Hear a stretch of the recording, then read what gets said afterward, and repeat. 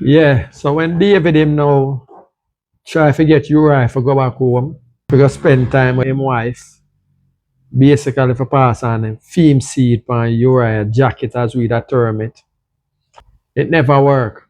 So the next thing David do, you hear him then for sure these how despicable these people are, you know.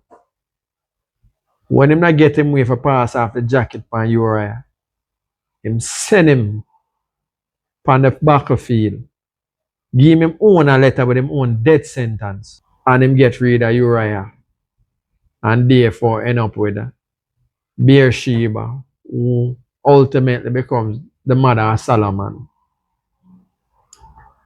Again, the despicable nature of these people, what them call the Hebrew Israelites.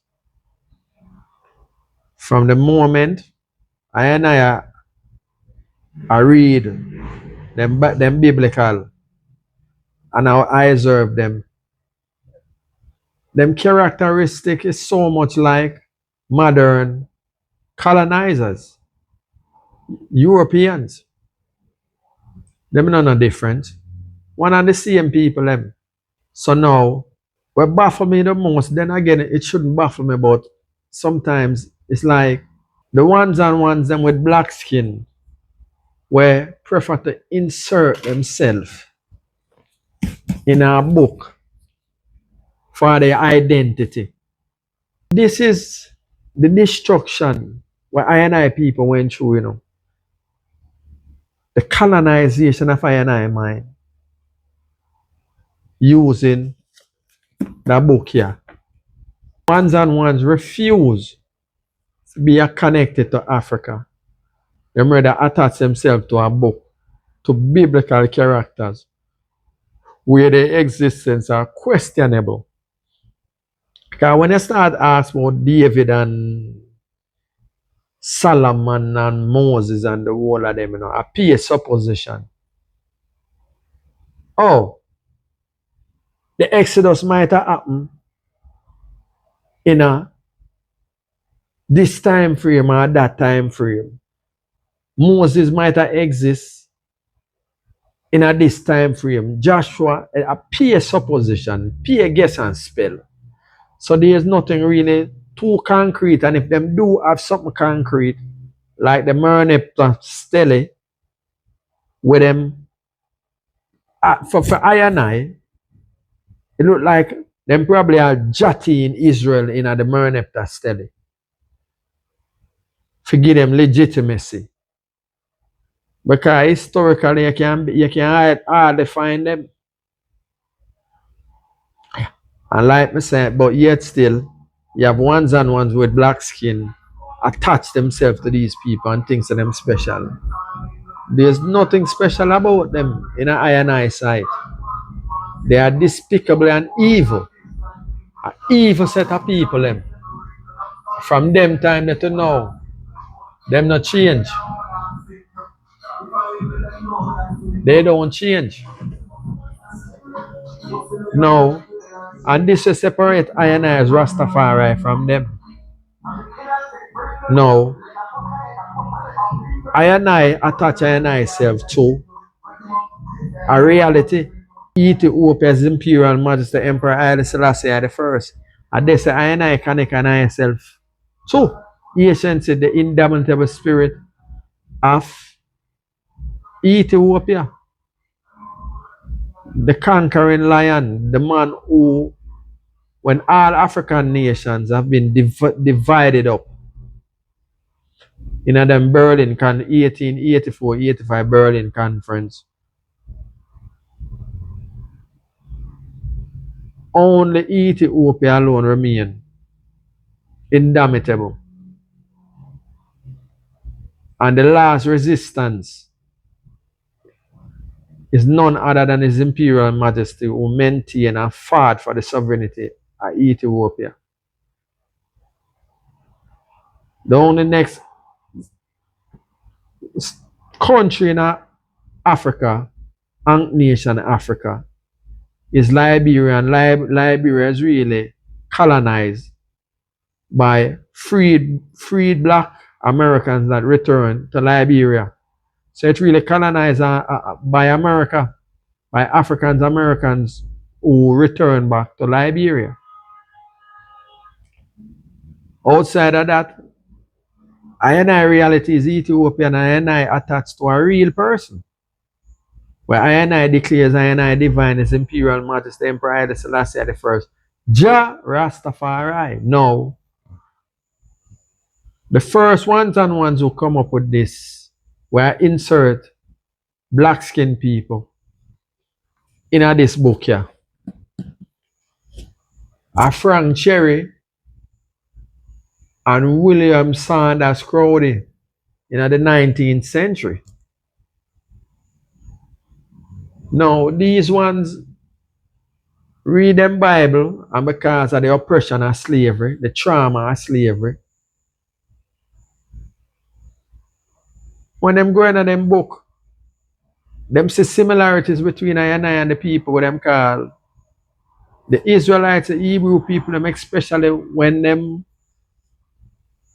fictionalize them so-called bondage in Ethiopia, not Ethiopia, in Egypt, in them so-called Exodus.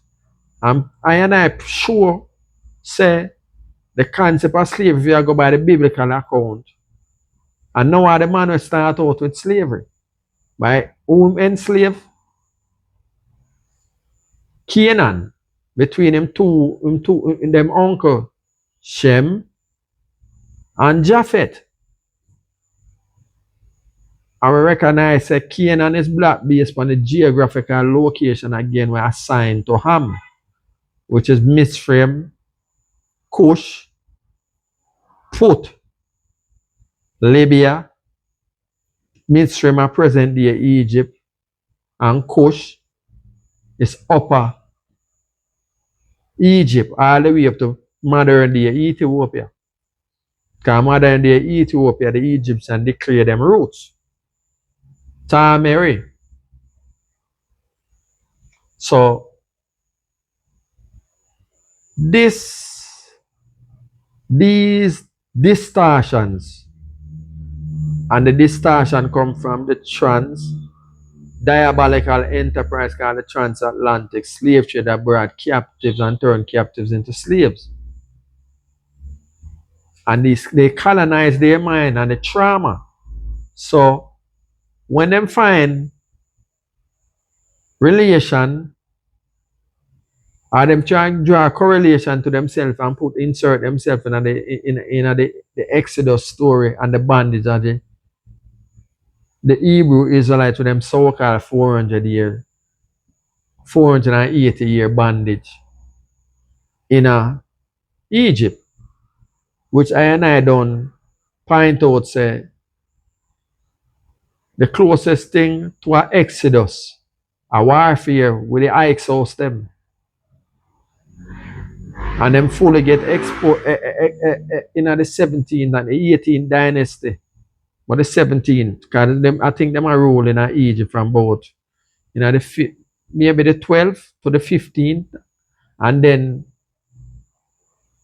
the indigenous them start wage war upon them, starting with Kamos and Seti and them, and then Kamos dead on the battlefield, and Amos continue the struggle till him expel them completely, and them run in the Sinai Peninsula, and at this so them go re-establish themselves. Yeah, so I and I as a people have to have knowledge of self, have to know. And when I and I come on this space as articulating Rastafari, I have to prevent the young ones them from being tricked into a false perception of self, false identity calling themselves Hebrew Israelites. Based upon the works of the Hebrew Israelites, biblically speaking, and if we go outside of the Bible, them reflect the very same colonizing characteristics of modern day Europeans. And them ultimate desires are to conquer I and I. And based upon when Noah declared Canaan to be a slave, it did come to pass. Because these foreign individuals, northern, aggressive, recessive people, them eventually conquer the whole of the Middle East, come all the way into Africa. And like I mentioned again, ultimately, the Berlin Conference and the dividing up of Africa, except for Ethiopia and Liberia.